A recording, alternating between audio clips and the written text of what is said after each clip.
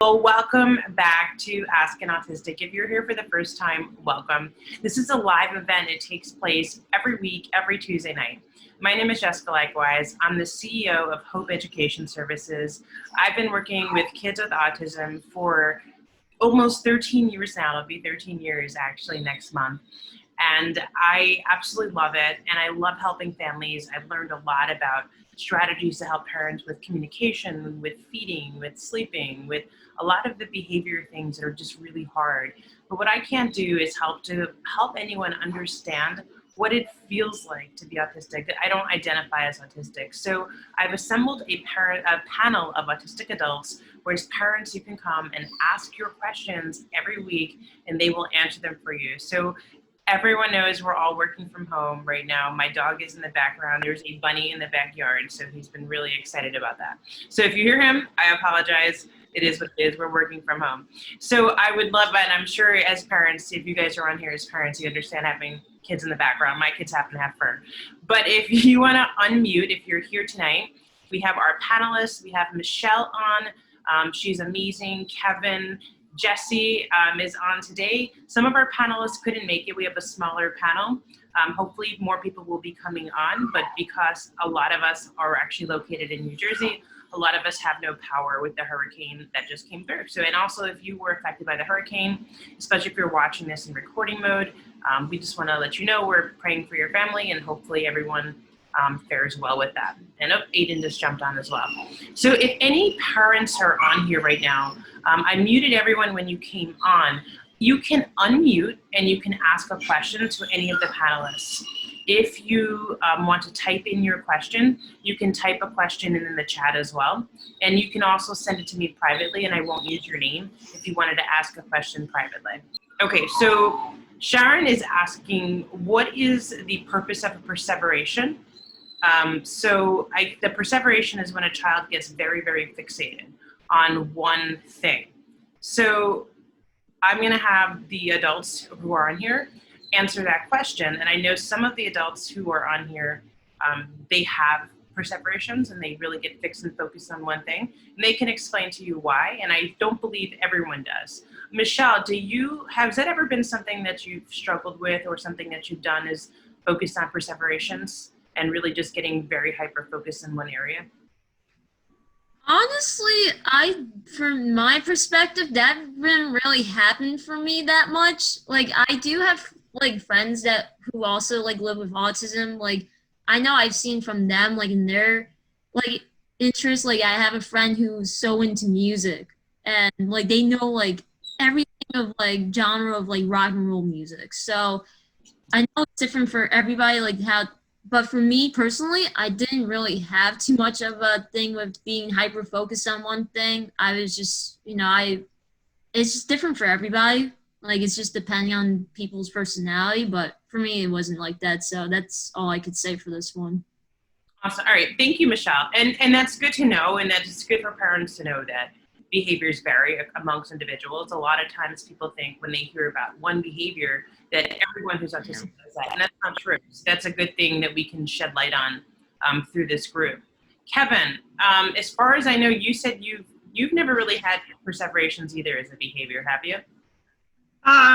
Well, I would say maybe I would say compared to like a lot of people with autism, I would say less so, like they've been there a little bit for me more, and they were kind of stuff I grew out of as I got older, like the biggest perseveration I can think of, and I'm thinking by perseveration, you're meaning things like special fixation interests, like being really narrowly interested in one particular thing. Like when I was like younger and first got into like sports, I kind of probably perseverated on like the teams I followed in certain sporting events more so than like your average sports fan would, and would like and sometimes would be like having conversation with people, like talking about like my favorite football team. Unfortunately, I suffer a lot being a New York Jets fan. I would talk about like old Jet games, and like give people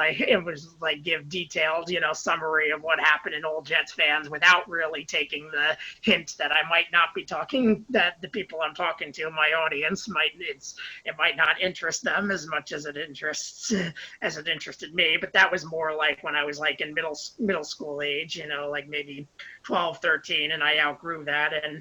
And overall, I would say right now I view myself as a pretty well-rounded, I think, person. I mean, I still have certain things I'm more interested in than others, and sports being still one of those, but I wouldn't say I fixate on it as exclusively as I did for like that period of time when I was first got in, for really what was a brief period of time when I first got into it. Like, I'm interested in other things too. There might be somewhat more of a narrow range of things that I'm interested in, but overall I'd say I'm kind of, for the most part, well-rounded in my interests.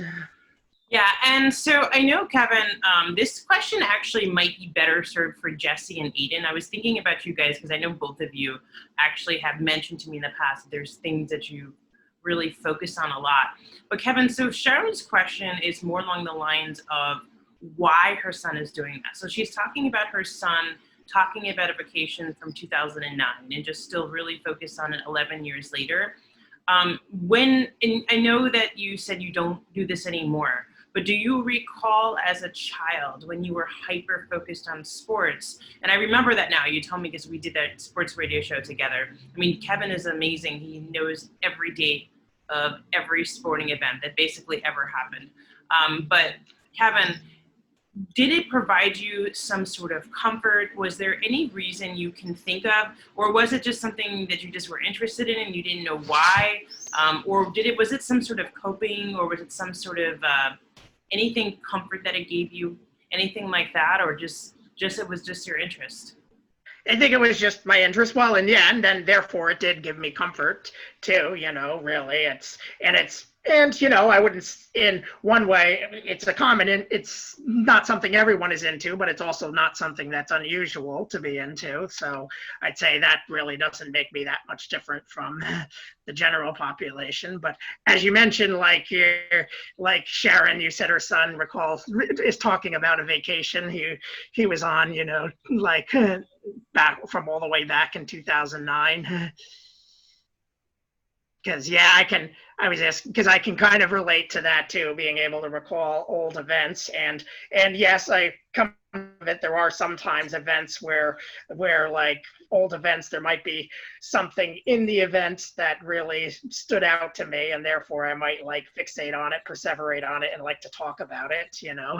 I do, again, something else I do less so now, but as you mentioned that, I do recall doing that too as a kid, like having past events that I would talk about. And I also am still to this day able to usually say, like, if you name like an event, I would be able to say like exactly when it happened, like the month and year. Yeah, and your memory is just, you remember and process information a little bit differently. And but yes, absolutely, you're right. Sports is not something that's an uncommon interest. I see Monica is jumping on. Monica, I'm just going to mute you for a minute. So hi, Monica. Monica is also one of our panelists. And so Jesse, I know you really do have some more perseverations. And I know that's actually been a strength of yours. Like, you, for example, are very interested in getting people to do convalescent blood plasma donations during COVID. One of your perseverations led you to be on Dr. Phil. But I know that's also something that you has been a struggle for you. So is there anything in terms of you can give Sharon some advice on how to help her son, who's really perseverating on this an event or vacation, or what it feels like? And Sharon, if you're comfortable unmuting, you're welcome to unmute and just give us more details so we can better help and serve you. We do this to help people, and so anything you want to share, no, this is being recorded and it will be put on YouTube, but anything you want to share, your name will not be other than I call you Sharon, your name won't be present. Oh, okay, can you hear me? Yes. Can you hear me? Yes, we can hear you. Oh, okay. So it's just my son, he's 19 now, and the perceptions have just existed for his entire life, really enough for me to like want to put a bullet to my head sometimes, that he just remembers every single day in such minute detail. And sometimes it's hard for me because I feel like, and I know that this is probably a bias I'm bringing, but I feel like he focuses on very irrelevant details and misses like the overall importance of any event, focusing instead on, like the color of somebody's shirt as opposed to, what we were all doing together or something. And it's hard for me to see him just missing the major connections and just being so focused on details that just seem unimportant to me. And I understand that might sound biased, but from so long ago, and just going over the same things over and over and over, there must be a point to it. There must be a purpose, because why else would he be doing it if there weren't a purpose? But I can't figure out what the purpose is, and I feel like I'm not able to help him meet whatever need he's trying to meet. Should I go first, Jessica? Yeah, Jesse, please. I know you have some light that you can shed on that. Yeah, so would you like to give me a time limit, please, because I can monopolize the whole session talking about perseveration. So how much time would you like to give me? Well, Jesse, I mean, we want to get Sarah's question answered for her, and I think it's a really great one. And Sarah, I'm going to be honest with you. The reason why I bring autistic adults on here is I can give you a behavioral explanation, but I can't really truly answer that question of what it feels like, why he's doing it. And so I would say let's keep this an open dialogue, Jesse, with Sarah and Sharon. I'm sorry, I'm saying Sharon. Sarah, Sharon. Let's keep this an open dialogue, and Sharon, you can just interrupt, or like you can ask follow-up questions, and we'll do whatever we can to get a solution for Sharon. And we want to just thank you for being here. And in order to honor you for being here, we want to make sure you walk away with an answer tonight. So thank you so much. Yeah, absolutely. So Jesse, whatever it takes in order to help Sharon. Maybe just pause every couple of minutes and ask her if this is helping her or not, and if she has any follow-up questions. Well, I had put in the chat message whether you could elaborate and give us some details on what exactly happened during the vacation of 2009. That would help to understand the nature of his perseveration. Well, it's not necessarily anything particular that happened. I mean, we went to this really great state park in West Virginia that most people have never heard of, because most people don't go to state parks in West Virginia. And it's true, it was a really great family vacation. It was. I'm really glad we did it. Our family had a wonderful time. We hiked. He went on a tram ride. I camped with him in the backyard behind the cabin. He loved the cabin. I mean, everything about it was just lovely. But we had lots of great vacations, and there have been a lot of wonderful things that have happened between 2009 and today, but yet he just stays so stuck on that one particular vacation. And I understand that sometimes people just have a favorite. I get that. But it just feels like it's really pretty extreme. And whenever he meets someone, he asks them if they've ever heard of this state park in West Virginia, and he wants to let them know that he went there in 2009. And, it's an awkward way to initiate conversation with other people. Well, in that case, in order to help him get a perspective on how the other person may feel, you can talk to him nonstop about a subject he's not interested in and even despises. You can talk to him about a reality TV show that is ridiculous, and then after torturing him for about 5 minutes, you can kind of explain how people may feel when you talk nonstop about the state park. And as a way to compromise, perhaps you could have him talk maybe for a couple of minutes about the state park, and then give them a chance to talk about what they love to talk about, a vacation or some other subject, just to let them know that it would be the same as you talking nonstop about some ridiculous subject that completely bores or disgusts him. And you can let them know it's not because they don't care or they think it's stupid. It's just that people want to talk about things that they're interested in most of the time, and everyone should get a chance. It's like conversational sharing. Yeah, and so Sharon, on the note of what Jesse's saying, so as a behaviorist, I can't recommend using aversive. So it's an interesting perspective, and it's something to think about, knowing I didn't personally recommend that. But Sharon, does he have other conversational skills? It could be also from a behavioral perspective that if he's very, very comfortable in that one topic, that he just feels comfortable talking about that, and he's memorized and learned how to talk about that. Well, you're absolutely right. His behavioral skills and his conversational skills are very, very poor. You're absolutely right. Yes. They're very poor. And, So, and I think, and I like Jesse's idea of like trying to give some perspective for what it feels like. I'm just wondering how well, how hard it is, knowing it seems like it's hard for him to take someone else's perspective. I mean, I guess I could try that. I never really thought of that, honestly. I have two boys with autism, actually. One is 19 and one is 20. And I just don't find that they're very, they don't seem to have a lot of skill at taking another's perspective, which is hard to see. Yeah, that often can be the case with autism. It's not the case for everyone. And it's oftentimes like just a lack of understanding that other people have different interests. And so like from my perspective, from the professional perspective, I would say to focus a lot on conversational skills and really teach him how to have conversations about other topics. So it would be like very, very rote at first. So as a behaviorist, if I was working with a child and even someone who's 19, 20, and I do work with young adults that age, you know, we would pick a topic and then we would maybe watch a video about that topic. And it should be something that's neutral, and then to have a conversation about that topic. And it would be very, very rote. Like you would say something and then he would say something, and you would say something and he would say something. And you would define like how many conversational exchanges there were. Like you would say, okay, we're gonna have 3 conversational exchanges each, and then teach him how to, and it's very, very rote at first, which is why some people say it's a little bit robotic, but oftentimes the scripts and memorization can help to even build the brain centers that work on language development and communication development, because being able to talk is very different than being able to have a conversation. And so absolutely. Absolutely. In fact, I didn't think my son was going to be able to speak, actually. It was very, very, very hard for him to acquire language. So he has language, but it's not like he's fluent with it. You know, his language processing is really complicated. And yeah, conversation is really tough. He can, you know, communicate what he needs to communicate in terms of his wants and his needs, but I don't think he understands a lot of what goes on around him.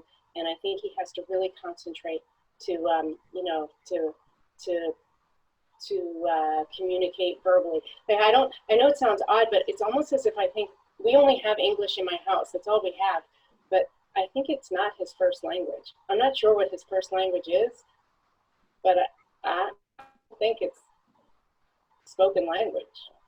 yeah, I mean, sometimes like there are just auditory processing disorders that go with autism. So autism is called, you know, autism spectrum disorders, because the truth is there's probably not one form of autism.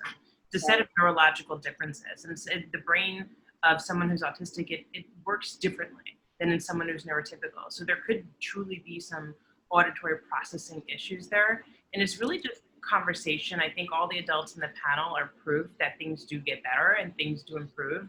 You know, not everyone here, I know Michelle's nodding her head. Michele, she didn't say her first word till she was 6, or start talking till she was 6. And she's incredible now. She's a keynote speaker.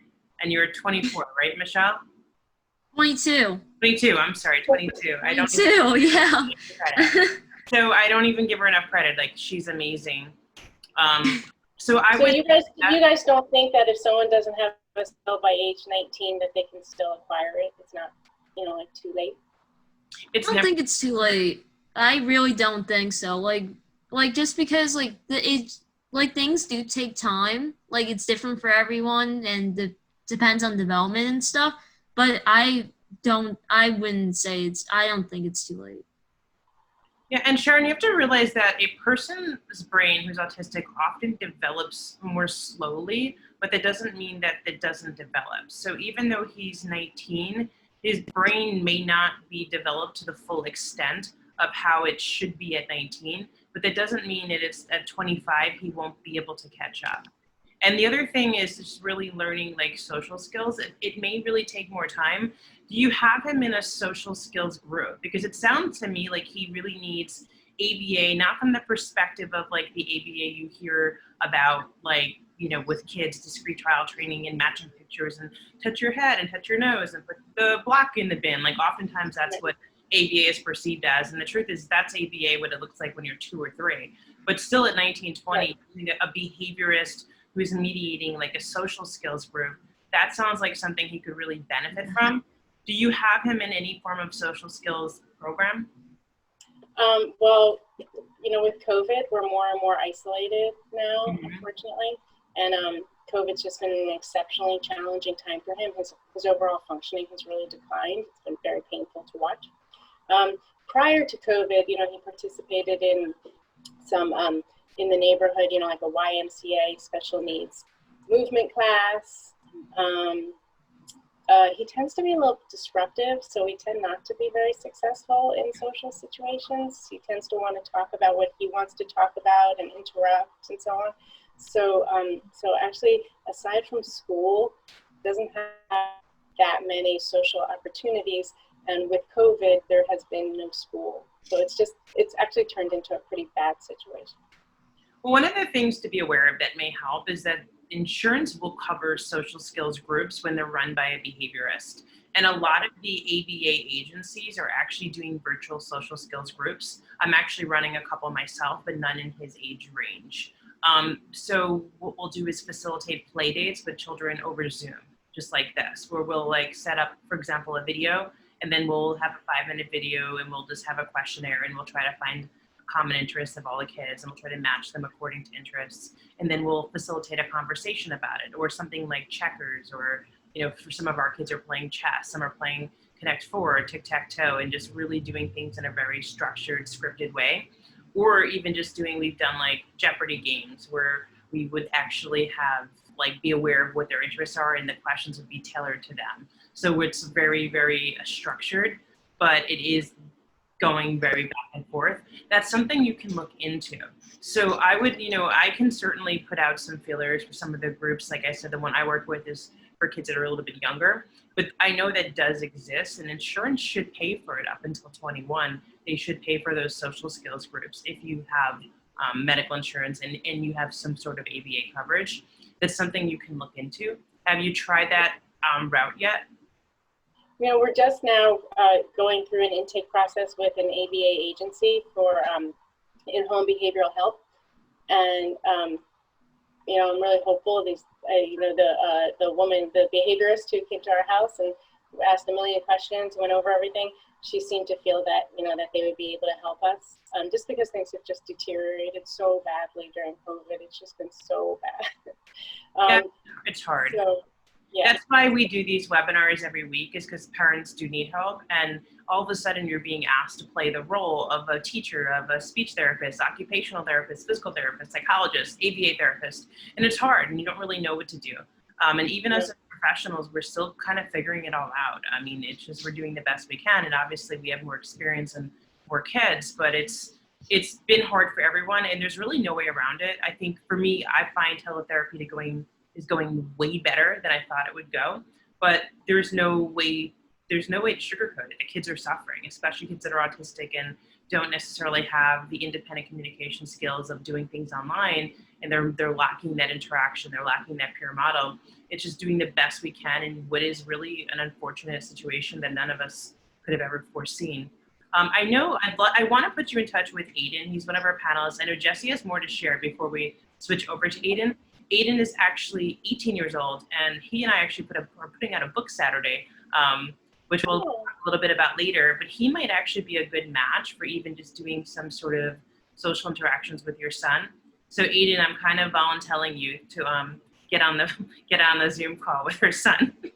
But I wanted to, before we go over to Aidan, Jesse wanted to share like some follow-ups on his. I know Jesse has struggled a lot with perseverations, and it's been really hard for him in affecting his social relationships. And he wants to share some things that are working for him. Now, Jesse's obviously, he's 38, so he's a little older than your son. So some of the things that he shares, you know, may not work, obviously, for someone who's almost 20 years younger, but he'll share, like, really, Jesse, you wanted to share, you said, how it's affected you and why you think, what approach worked for you. Because now Jesse's much more successful at it, but he struggled a very long time. So knowing what worked for him could potentially be very beneficial for you. And honestly, I really want to hear it as well, Jesse. I have to tell you that at my age, a lot of things have changed. Others are somewhat the same. But I want to also clarify that when I said torturing him by talking about a unpleasant subject that he finds boring, I did not mean that literally. I mainly said that due to good intentions of teaching him from someone else's perspective. For example, when I was much younger, I used to rage against being ignored. It would cause me to ramp up my determination and become a lot more relentless, as in, how dare you pretend I don't exist and treat me like garbage. I just have to call you 5 more times, and then I'll call you from other phone numbers, so you'll be tricked into answering. And I took it as bullying and a personal slight. But I agree with you that adversive conditioning is not the best way to go. When I became an established author, it opened the floodgates for a lot of people to contact me at the worst possible times ever.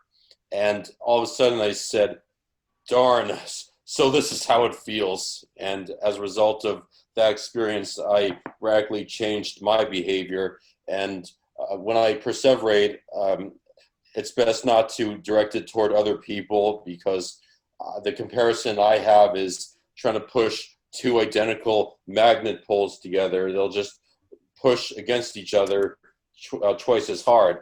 That's the case with people. When people feel harassed or they feel backed into a corner, they'll bite back with just as much force. And if it's not under control as an adult, then he may be facing harassment accusations, just like I have when I was much younger.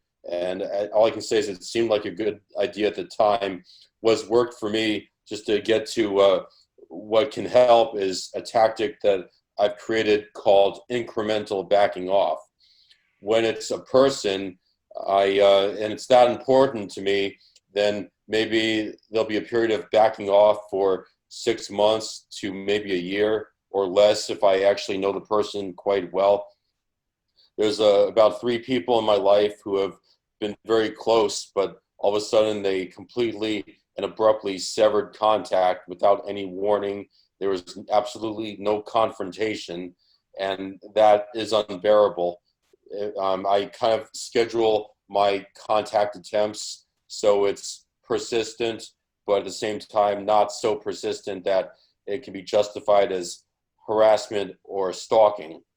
And that case with inanimate perseverations over a vacation or over certain subjects. I always thought it was a cockamamie tactic that I made up myself, but it actually exists in psychology. It's called satiation, where you're letting a fire rage out of control, but you're taking away all the oxygen. And as Jessica alluded to, my current perseveration is convalescent plasma.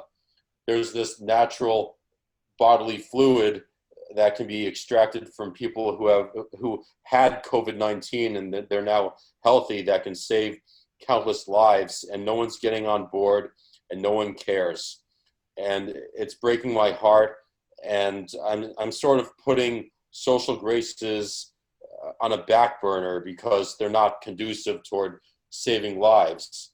I'm not saying that I harass people and call them 10 times a day, but I am persistent, and I'm going to do whatever it takes to get people to listen. I've sort of been pestering the mayor of Albany and her assistant in a way that I feel is certainly backing off. And just to inoculate myself from criticism, I explained to these people, I'd rather bother people and get the job done and save lives than walk on eggshells, be afraid of annoying people, and nothing at all happens. So far that's been working for me. And I suggesting a schedule of talking about the vacation. You can explain to him that you cannot do this every single day and compete with his perseverations. But if it's that important to talk about this trip, you can schedule 30 minutes once a week. How's that sound? Do you want to try that? Yeah, I was actually going to suggest the same thing about scheduling in time to talk about it. So that's a great point. But yeah, no, I think that that's a good idea, because it would give him, he wouldn't feel that we were completely abandoning his interests. He would know that we are going to do it at a certain time. We haven't forgotten, and that he has something to look forward to, but that it has to be contained. It can't take over everything. So I think it could be a way to actually work out a compromise with him.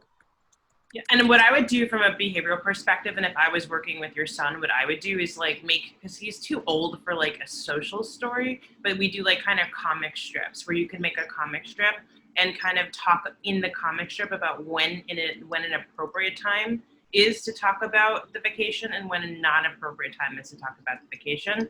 And then like practice, like give him concrete examples and say, okay, we go to the grocery store and you meet someone in line and they say, hey, how are you? And how's your day going? Would you talk about the vacation then? Yes or no? And a lot of times he may just not know that it's not appropriate at a certain time. So I would just go through as like many examples as you can and help him to understand, like, yes, it's appropriate to talk about it here and it's not appropriate to talk about it there.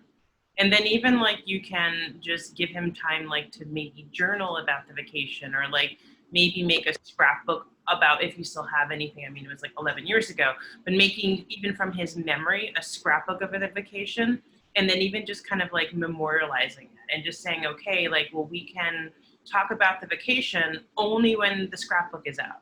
So something's very physical and concrete for him to hold, because it may be too abstract to just say like, we could talk about the vacation once a week for 30 minutes. It's a great idea, but it might be very abstract. So I would say like make some sort of book with him or something with him where he can like get his feelings, and even if he's drawing it, if you don't still have pictures of it on paper, and then like make a book about what your vacation was. You could even do like, I've done this before with kids. Like, so I talked about the fact that like we have a book coming, Aidan and I have a book coming out. We used Kindle publishing on demand. It's actually, there's a way in which you could do it for free, and you like could technically not put it on Amazon and just make it yourself and ship it to you. They don't really want you to know that, but you can. And it would cost you like $3 to do it. You can literally have a physical real book printed, which he could get super excited about his vacation. And then like have it like where you're gonna take that book out like once a week and talk about it. And then other than that, the book would be locked somewhere. And I would even like get like some sort of like trunk or case, or even just like a lockbox, like nothing obviously expensive, like a file cabinet. You get it at CVS, Staples for like $10. I don't know if their Staples are open by you. But when you could just like literally lock it under a key, and like you have the key, and make it a project where he needs to like ask you for the key and unlock the box, and then you could take out the book and talk about it, and then he puts it away, and then it doesn't come out again until like the next week. So like something very, very concrete for him, I think would probably help him move past it. But if you're going to do that, you have to also teach him how to have other conversations. Otherwise, you're just taking away his ability to communicate, because this may be his only thing he knows how to talk about. So while you're working with your at-home health, your behaviorist, really, really focus on communication and how to have other conversations, and then simultaneously do that so he doesn't feel like, again, it's taken from him, and he might even feel like it's more special because you're making a big project of it. What did you say that you made a book that you shipped just to yourself? What was that? So you can do this on like any sort of like, you could do it on just like Shutterstock or any, I forget the other one, Print Vista does it, but I actually do Kindle publishing on demand, which is like Create Space. That's like how Amazon, if you really want like a real physical book, you could even have them put it on Amazon and like have them put it and have your friends and family buy it and show him that people have the book, and it's a big thing for him if you wanted to. But you can get like literally an ISBN number and publish an actual book on Amazon, and through the self-publishing route, they really don't have any parameters for like what your book can be. If you're a business, there's like, you obviously would want to copyright it and own it and have your own ISBN number. But if you're a parent, like I've done this with kids where we've literally like had kids at similar situations where I've just had them make a book and literally we published it. And like they have now their book published, and they like have a physical copy of their book. Oh, that's such a great idea. Thank you. Thank you. And then you can even like from there, you can turn it into like an iPad, an app for them. And it's all like all free ways to do it, but they just kind of gets them really excited about it, but helps them channel in a really productive way. Oh, thank you. No, my pleasure. I do want Aidan to like follow up with this, because I know Aidan also like, I don't know if he has perseverations in communication, but I know Aidan has like really specialized interests. So Aidan is amazing. So I know you're new to our panel. I don't know if you've seen any of our videos before. Aidan is 18 years old. He graduated high school in the fall because basically high school was in the way of him starting his parent advocacy business and helping with students getting right school placements, because he didn't have a great experience in high school. He technically graduated in July, but has been this entire year working. November. Almost, you were close. The fall, I said the fall, but you walked in July. That's true. That is true. See, there you go. So, but he is, and he's amazing, and he's like he is literally 18 years old, and so he could share for you. So his perseverations has really helped him, because he's like obsessed with case law, and he's like really, but it's worked really well for him, and it's played into his strengths. So maybe Aidan can help give some suggestions on, Sharon, how to help your son in order to be able to take what is a weakness and turn it into a strength, just like Aidan did. And Aidan, I'm just kind of volunteering you to get on a conversation with his son, or son, maybe you guys. Yeah, no, I mean, I don't want to call it, I work with mostly younger kids, so I call them play dates, and obviously you guys are way too old for it to be a play date, but maybe like, it's called when you're 19 years old.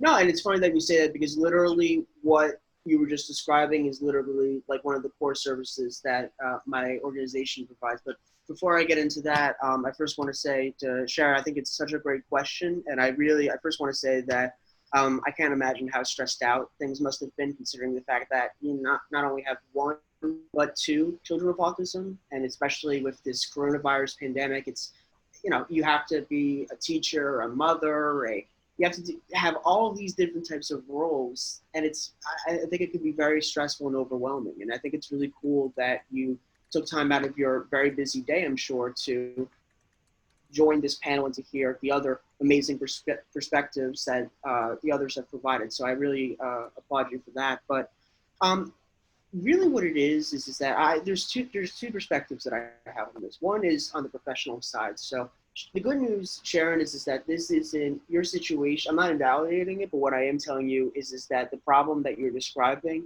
is not something that is, let's say, earth-shattering or something that is completely new in the world of autism. That problem has been brought up to my desk probably thousands and thousands of times. The reason why is that perseveration among people with autism is something that is super, super prevalent. And a lot of studies have shown kind of some of the reasons why, but really kind of how I see it being is that it's out of comfort. A lot of it is really out of comfort. When a child finds any interest, so let's say we're talking about a neurotypical child and they're interested in baseball, okay? Now, they're interested and they might have, signs in their room or they have a deck playing cards or whatever of the baseball people and they like playing the sport. But there's that balance where they're able to designate areas of their life where it's not strictly about baseball, where they're able to talk maybe even about a conversation about music or art. That's a little bit different for children with autism and even adults with autism. And I'll tell you why that is. The reason why is because people with autism, a lot of the times, have certain issues with communication, issues with some of the ways in which people go through life that have been developed at an early age. And that, I think, a lot of times brings up insecurities for a lot of people. It sure has brought up a lot of insecurities for me. So a lot of times what they do is they say, you know what, I found an interest. That's something where I have a lot of knowledge in. I don't have a lot of knowledge in saying hello to someone or saying, how was your day? And I know I've observed that that's something that takes place around me. I've got to figure out a way to myself knowing that something and have a level of confidence so that people don't think that I'm very, very impacted. That's one reason. Another reason is that I think that, and this depends on every kid. I'm not saying that this is garnered to every single kid, but I think that another common theme that's seen of why there's this perseveration why it's so prevalent among people with autism is because of the fact that I think that there's almost this sense, it's a form of self-soothing. So with stimming, you know, there are kids that will, you know, flap their hands, or there might be, you know, people that make noises or anything like that. There's almost a sense of comfort in being able to talk about something that gives you joy. I mean, this is also seen in neurotypical individuals. It's nice to talk about, you know, that baseball game that you had. It's nice to talk a little bit about, you know, the song that you just heard on the radio that you really liked.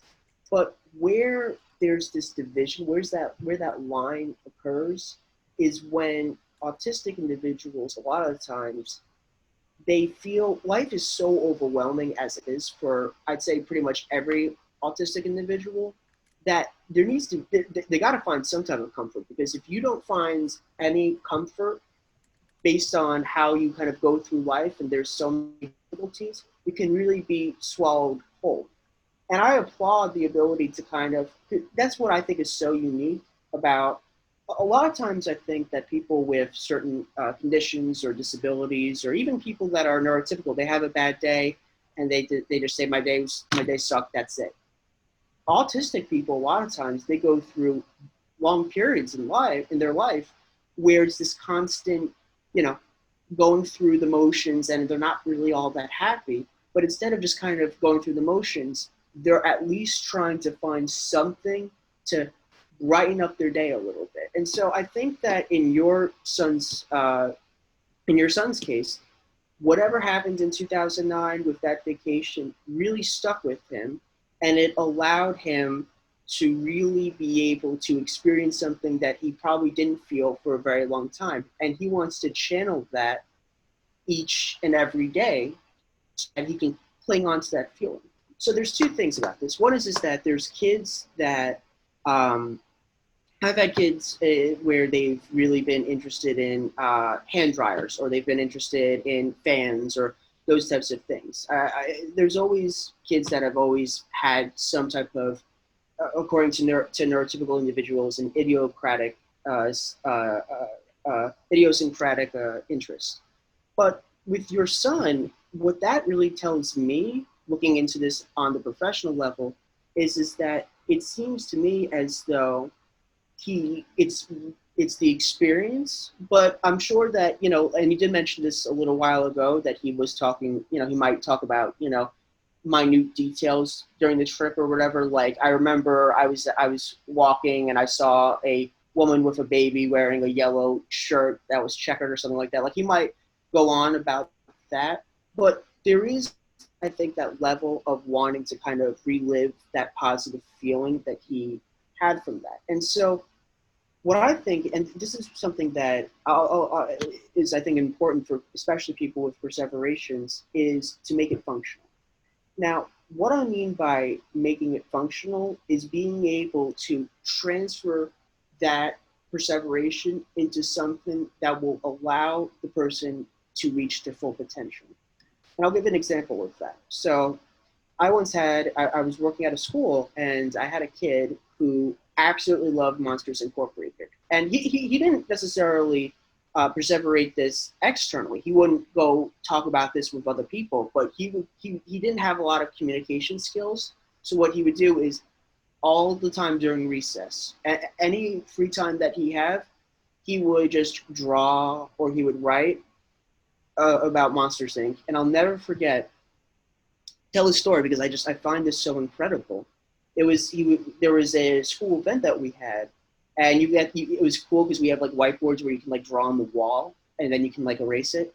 He wrote, and I kid you not, he wrote the entire ending credits of Monsters Inc. Executive producer, consulting producer, lighting, catering, the entire thing. And to me, that was so impressive.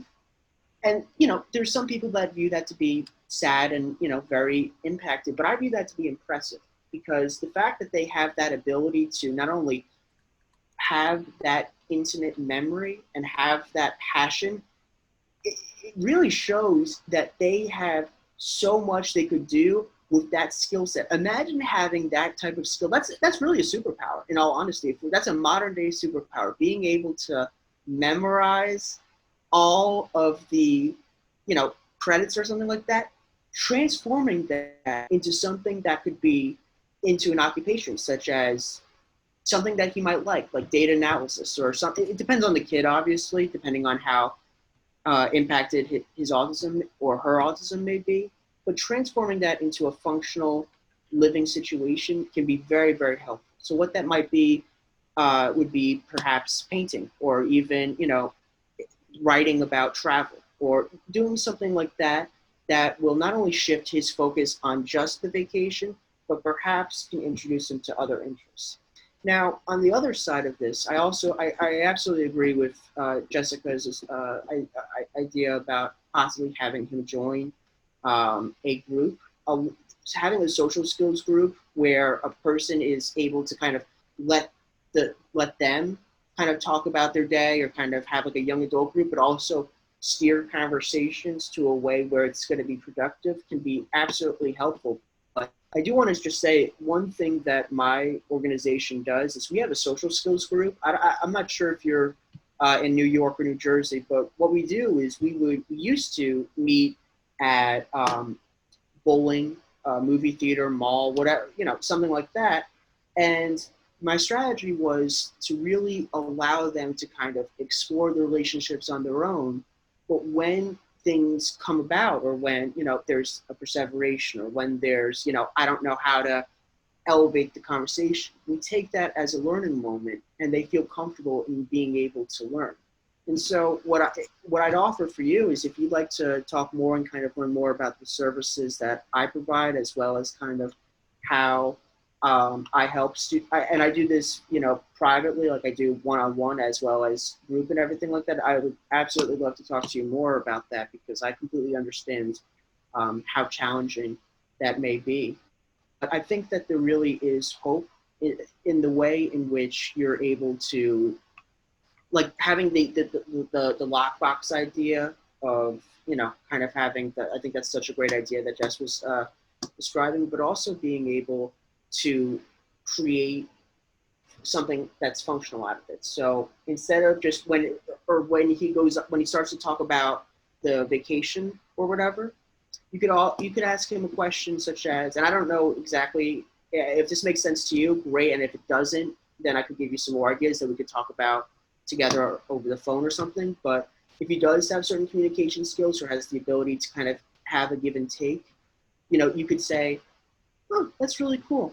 I wanted to ask you a question. What do you think about, and say some country, like say some type of trip, or like where would you want to go? Having that, introducing that new type of question, or having that into his head, and create more dialogue, and then you can eventually kind of train him to kind of ask others, where would you want to go? And that creates more of that functional approach. And it's never going to be neurotypical, and there's advantages and disadvantages of that, but allowing him to kind of creating a more functional way in communicating to reach his full potential by using certain strategies that I mentioned, as well as Jess, I think would be very helpful. And so I would love to, if you ever want to chat, I'll put my website and my info in the chat, and I wish you luck, and I hope that things get a little bit better during this time. So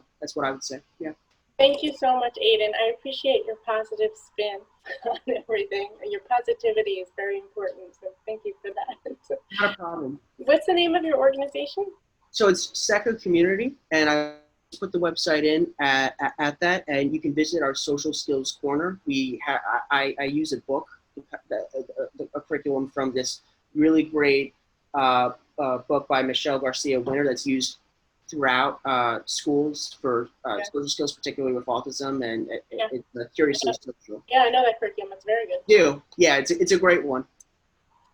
Yeah, and so Sharon, a couple of things I was thinking about while Aidan was talking about how this could be channeled. Like, I was thinking about, well, how did Aidan use his passion to really help a lot of people and make a successful business?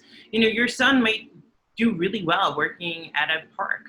even if it's like a local community park, that might be a really good job for him and profession for him. Like this could be something that maybe he found his passion of what he wants to do. And that could be something like if he has, and in a lot of times, like those are jobs that suit people who are autistic very well. A lot of times, and one of the things we've talked about on this show before is that like what is considered an entry-level job, like a cashier, might actually play to some of the hardest things for someone who's autistic. Whereas like those jobs tend to be more solitary, but can be very rewarding and are also really important. So that's something to think about. Oh, I agree. Like any, state park, park ranger, and, learning your way around, any of that. I think that's all really great. I mean, he needs a lot of soft skills to be able to hold a job. But in terms of like, the interest area of where a possible job is, I definitely agree. But, we definitely have to bone up his social skills. Sorry, I did just want to just very quickly add that the best part about him possibly having a job or even going to like a specific group or something, but if we're just talking about a job, the best part, and it depends on where exactly you live, but federally there's job disability coaches that can be provided to you through insurance that will literally go with your son to the job and will be with them and will work on those soft skills on the job training. And that's what's the greatest thing. And that's especially much more friendly in government, because that's considered a governmental job, like a park or something like that, because they really can't try to get their way out of, saying, I don't really want to hire them or whatever. So a government. Are you talking about DVRS? I'm sorry? Are you talking about DVRS? Yes, so that's a great example. That's considered, depending on the jurisdiction in which you live. So I don't know if you live in New Jersey, but depending on the exact state or the exact jurisdiction that you live, your school district may be able to provide, without even going through insurance, a job coach. Yeah, I'm looking at your name. Are you affiliated with some way with Newmark High School? So I there. I actually work there. My older son graduated from Newmark High School. Really? You know what? The Art's last name is very familiar to me. Do you have a son named Evan? Cindy Allman's son, aren't you?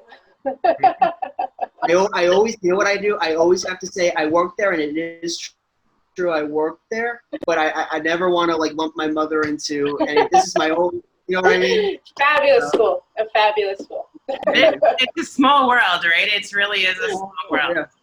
Amazing. Yeah. It's kind of funny, right? I love that we've all and so a lot of the panelists, a lot of the parents, they come every single week, and the panelists are always here. We become like a family.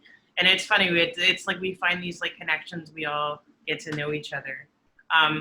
Yeah, that's great. The other thing, so if you are in New Jersey, which it sounds like you are, the New Jersey Trail Conference does days where they maintain the trails, and that might be a good idea to have them volunteer one day and start with just like volunteering with the Trail Conference. They actually have programs where you can just volunteer, and that might be a good introduction to what it would be like to actually work in a park.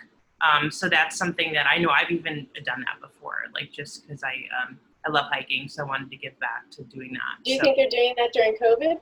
Do you think that's happening? They are maintaining the trails. The trails are being maintained. I don't know what it looks like in terms of right now, I've been hiking, and so I see the trails are maintained and the parks are open. So they have to be maintaining the trails to have the parks open for safety purposes, obviously, because if things were grown over, it would become very dangerous. I don't know how broad that is. But if you're located, if you go to any of the Trail Conference headquarters, I know there's one in the Ramapo Reservation in New Jersey. You could always that place. You could give them a call, and I know that they're open at least. I've been there since COVID, so you can check out and call them and ask them what days and what programs they're doing right now. Just look up the New Jersey Trail Conference headquarters and the Ramapo Reservation. That's the closest one to my house. You might be, if you're further south, you might be maybe the Watchung Reservation. I don't think they have a headquarters there, though. I think the headquarters is I live in Watchung, and there's not a headquarters, but it's open to every Yeah, I think the actual headquarters is the one in Ramapo Reservation. So if you're located Cool. It's nice that we actually, most of us here are from New Jersey or New York. So it's great that we have a parent that we can actually give local resources to. We can't always do that because we get people internationally sometimes. But that's awesome. And the other thing I just wanted to really quick go into is sometimes I'm a behaviorist, so I'm not trained in NLP, which stands for Neuro-Linguistic Programming, but it's another it's another like kind of study type of psychology. And behaviors, we look at behavior and we try to figure out like why a person engages in the behavior. NLP actually talks about why a person thinks the way they think and why they do what they do. And it's interesting because I'm starting to study that. I use a very holistic approach. I just think that a person is a person. You can't just use, a person can't be broken into categories. So it's important if I want to help kids, I know every approach. And so I'm just kind of starting new in my journey with that. So I'm not an expert in that at all. But in NLP, they have what's called an anchor. And I know Aidan brought up that he might have felt like really good at that event. It's possible that that event caused him to be anchored in some sort of confidence that now he goes back to that event in order to bring him into when he's nervous or in a new situation. That's kind of like the one thing that anchored his confidence. So looking into someone who studies NLP, and I can give you a referral if you want. I do know someone, he's in Arizona, but I think I don't even know he's in Arizona anymore. He moved, but he would be working virtually, but he might be able to, like, if you did one session with him, he might really be able to help you. That is another modality that might really, really help with this. And he might do a call with you just to see whether or not he thinks he would be able to help. But sometimes, like, he might be able to help you create a new anchor that wouldn't necessarily have to be about that event. They could create a new anchor to kind of bring up that same level of confidence. So I don't know enough about that to be able to give you ideas on how to do that, but I could give you resources of someone who could. This sounds like the type of thing that, ABA will help in terms of communication skills, but it's not a solve all, right? ABA doesn't solve all problems, and it doesn't help all areas. And so this might be something that's more holistic and needing to use multiple approaches to help really make a big difference. Thank you. Thank you all so much. My pleasure. To think about. I really appreciate that. I feel like we've talked about this a lot, and I feel like you have your answers, but I don't want to leave anyone out. And Monica is, she always likes to go last because I know she likes to get her thoughts on there, but she is our last panelist to have on tonight. So Monica, I know we've basically, hopefully we've talked a lot about this, but is there anything that we didn't talk about that you want to add and that, you have to share? I know Monica also has children she's helping as well that are going through difficult situations. So she might be able to give some light on that.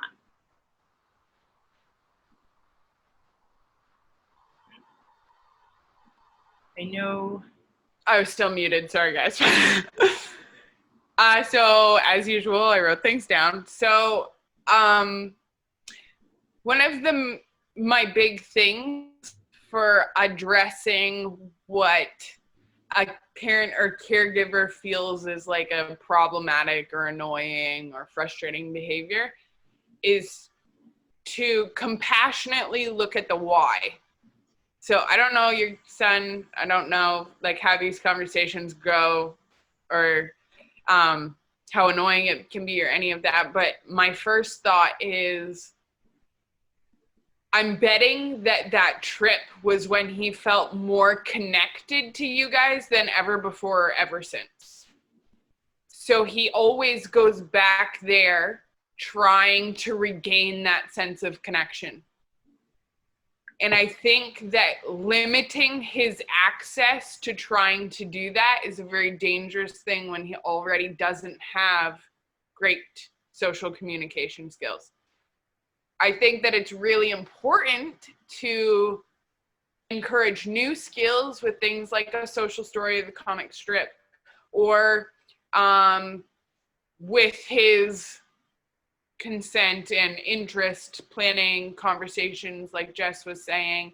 All of those things are great ways to help him advance his social skills if that's something that he wants to do. But I think that reducing his access to his only means, his what he feels is his only means of connecting with you conversationally is a dangerous game. As you increase his ability to connect conversationally in other ways, his desire for this conversation will just naturally reduce because he has other outlets to engage with you.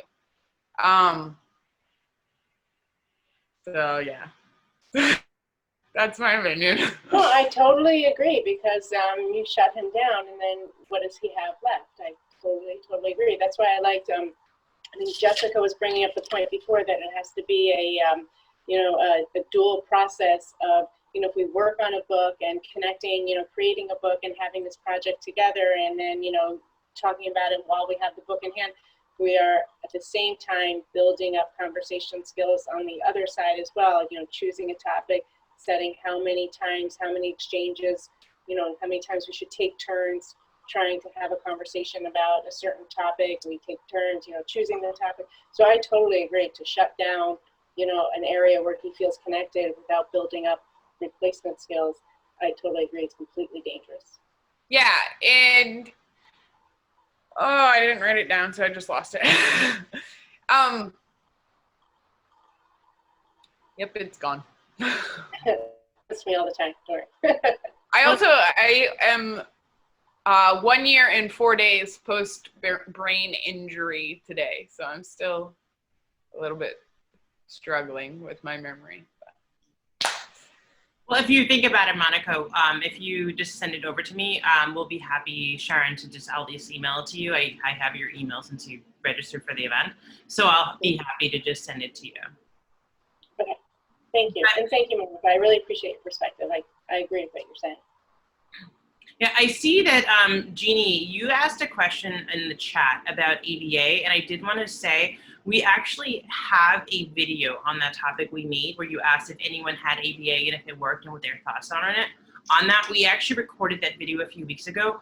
I will email you that video. I actually haven't posted it yet on YouTube, so I will tomorrow on my to-do list is to get caught up on posting some of the older the recordings on YouTube, and Jeannie will send you that video.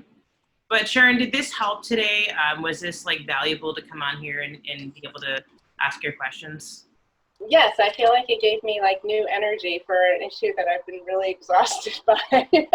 So yeah, I appreciate hearing everyone's perspective. Sometimes you just need I've been dealing with this for so long, and sometimes you just need a new set of eyes to look at things and hash it over with.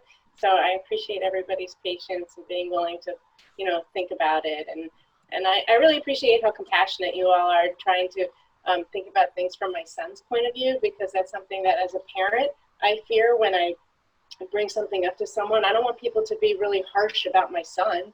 I want people to try to understand his needs so that the only way things are going to get better if I can address his needs. So I need to talk to somebody who's really going to make an effort to understand him. So I appreciate that you're all very compassionate. So thank you for that. I appreciate your concrete suggestions, everything. This is really very helpful. Awesome, thank you. I'm so glad you found it helpful, and that's why we do this every week. And like I said, so for me, it was my passion to just really help families and to really just make the world a better place for autistic people to live. And I think that as a professional, I can't do that alone. It's important that professionals, adults, parents, we all work together in order to try to make the world a better place. And it starts with understanding. I really, truly, I think what sets me apart from any other professional I've seen is that I don't know any other professionals who work directly with autistic adults, and everything I consult them in when I'm creating treatment plans and just making sure that I'm doing things the right way. And I think it's so important. I would encourage you, if found this helpful, go back onto my YouTube channel. It's getautismanswers.com. Share some of the videos, that way other parents can know they can come get their questions answered, and just really help. It's understanding is really what's going to make the world better. Because as professionals, I've done a lot of things in my career that I wouldn't do today. And I did it because I didn't know any better. I was working with the best information I had. And what I'm passionate about is that social media has united an autistic community of adults. And today we know more because we can have more information, but that information doesn't help if we don't listen. So I think it's important as professionals and parents that we listen. So on that note, if you're still on here, just so you guys know, Aidan had to jump off. He had a 9 o'clock meeting, but Aidan and I, everyone who's on here and some other people will be participating, were our contributors, but Aidan and I co-compiled a book called This is Autism, and it is stories of autistic adults and what autism means to them, what their journey was like, and what advice they would give parents and professionals in order to make their child experience a little bit better. That will be out this Saturday on, Monica was part of it. Everyone here was part of it, all the panelists. So it will be out this Saturday. It'll be available on Amazon. We will send a link out to that book if you found it helpful, if it's something you're interested in. We would just love for you to help us. We're doing our best to make it a bestseller the first day. So my shameless plug, on Saturday, once you get that email, we would appreciate your support in trying to get it to be a bestseller and in getting that book on Amazon.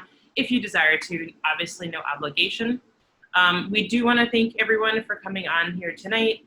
Can you just, Monica remembers what she was going to say before. Can we go back to her? So yes, Monica, what were you going to say? I was going to say that something to consider is that autistic culture is very different from neurotypical culture, and I think oftentimes a parent can assign a neurotypical desire to their autistic child. So autistic expectations for social interaction are not always the same of what a neurotypical thinks that they will want.